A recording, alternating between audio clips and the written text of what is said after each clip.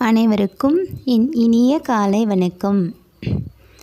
நவகோள்களின் நல்லாசிகளாலும் அம்மையப்பன் அருளாசிகளுடனும் இன்றைய நாள் உங்களுக்கு இனிதான நாளாக அமையட்டும்.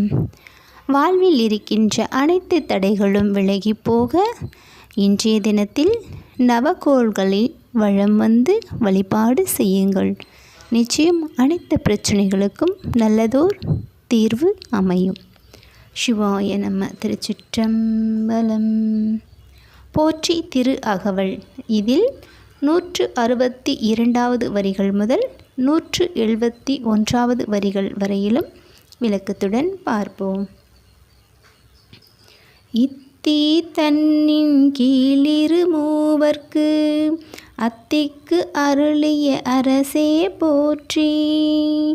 தென்னாடுடைய சிவனே போற்றி. எந்நாட்டவர்க்கும் இறைவா போற்றி. தென்னாடுடைய சிவனே போற்றி. எந்நாட்டவர்க்கும் இறைவா போற்றி.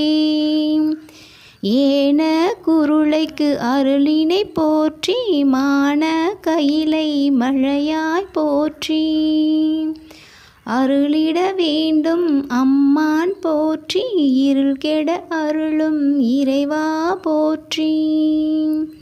தளர்ந்தேன் அடியேன் தமியேன் போற்றி. களம் கொள கருத அருளாய் போற்றி. கல்லால மரத்தின் கீழிருந்து 6 பேர்க்கும் யானைக்கும் அருள் செய்த அரசே போற்றி. நீக்கமர எங்கும் நிறைந்துள்ள ஈசா, உன்னை நான் தென்னாட்டில் சிறப்பாக காண்கின்றேன். அத்தகைய உன்னை வணங்குகின்றேன். பன்றி குட்டிகளுக்கு பாலூட்டி அருள் புரிந்தவனே போற்றி. மேன்மை பொருந்திய கைலை மலையில் உறைபவனே போற்றி. தாயை ஒத்த இறைவா, எனக்கு அருள் புரிவாயாக. அஞ்ஞான இருளை அகற்றும் இறைவா போற்றி.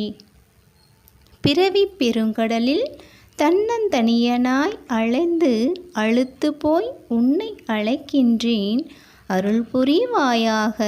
எனக்கு நிலைத்த இருப்பிடமாகிய உன்னையே யாண்டும் நினைந்து நாடி இருக்கும்படி அருள் புரிவாயாக.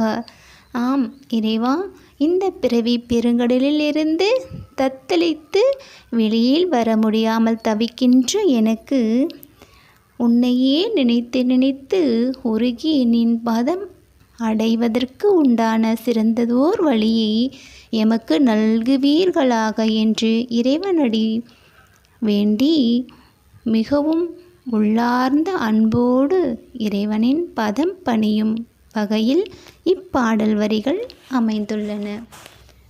நாமும் அவ்வண்ணமே நம் இறைவனை துதிபாடி மகிழ்வோமாக. இப்பிறவி பெருங்கடலை அடைவதற்கும் மோட்சம் என்னும் ஓர் நற்கதியை நாம் அடைவதற்கும் இறைவனது நாமம் ஒன்றே சிறந்த தீர்வாக அமையும். சிவாய நம. திருச்சிற்றம்பலம். சிவசிதம்பரம் தில்லையம்பலம்.